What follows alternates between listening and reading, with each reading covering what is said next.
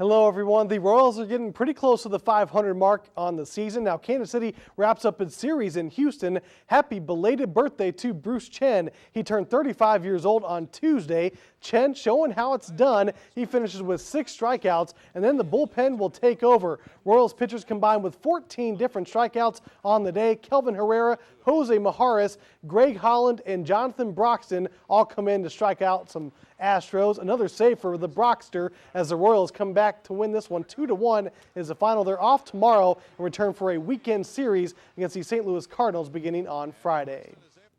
Olympic dreams are within reach for K-State high jumper Eric Kennard. He's heading to Eugene, Oregon this weekend for the U.S. Track and Field Olympic Trials. Rob Hughes brings us a story from Manhattan. Two-time NCAA national champion high jumper, 4-time Big 12 champion, and owner of the 5th highest jump in collegiate history. Eric Kennard has accomplished all of those things.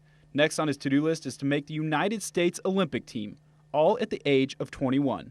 He's probably at this stage of his career, at this age chronologically and his training age, I think he's the best that I've ever worked with. Pretty high praise coming from a former outdoor national coach of the year, but Kennard doesn't let that praise lead to any kind of complacency. And I don't aspire to just be an Olympian. Now, if we're talking medals, maybe being an Olympic gold medalist, then yeah, that'd be an ultimate dream, or getting more than one medal, but I don't aspire to get to London and just be there, you know what I mean? I want to be in the mix. Coach Rivelto says there are several key characteristics that have helped his star athlete rise to the top. Eric is blessed with the natural stuff, and on top of that, he possesses a work ethic that I think is second to none. So that combined with his talent it makes it unique.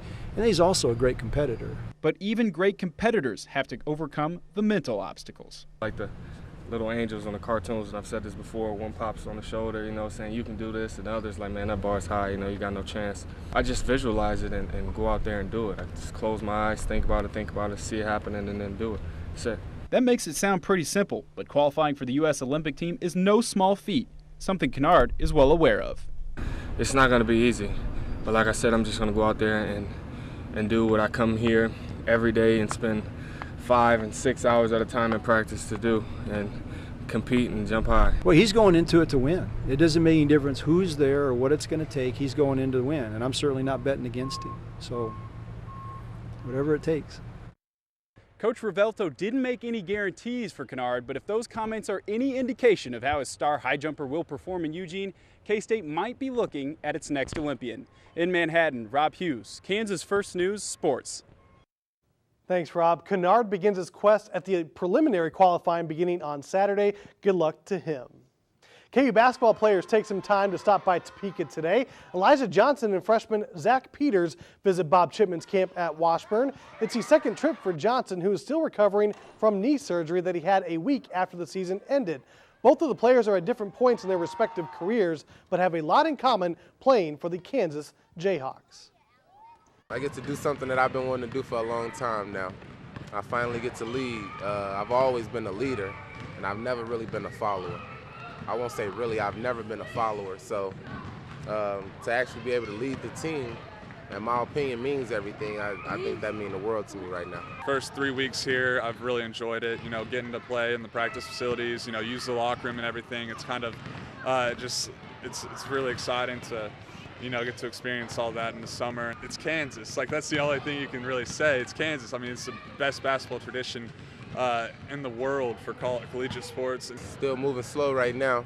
I'm still not doing too much, just going around speaking to the kids and lifting weights, really. So it's kind of a boring schedule right now, but it's going to get fun in a couple of weeks. Coming up tomorrow night, we'll introduce you to former Highland Park standout Kyle Weems and his pursuit of making it to the NBA. You surely do not want to miss this story. I go back to just being a young kid. I mean, everybody's dream is to play in the NBA, and to actually have some NBA workouts and possibly get picked up by a team, I mean, it's a dream come true. There's still a lot of work to be done, but I felt like, I've proved a lot of people wrong over the years. Even in high school, I was short, pudgy, this little kid that all he wanted to do was shoot, and I elevated my game to be able to put it on the floor a little bit. I grew, I became a little bit more leaner and more athletic. And then I felt like I proved a lot of people wrong in Missouri State. I don't think anybody thought I would ever be Player of the Year. I don't think anybody thought I'd be the second leading scorer in school history and one of the best players to ever play in the Valley. Again, tomorrow night we'll have his full story and his journey to get to become a professional. Amazing local talent with him, and going back to Eric Kennard, Yeah, too. high jumper, going for the Olympics, could be representing the Red, White, and Blue pretty soon. The amazing thing is he's going to have all of Kansas, not just the United States, backing him up. That's perfect, Exactly. Alex. Thanks.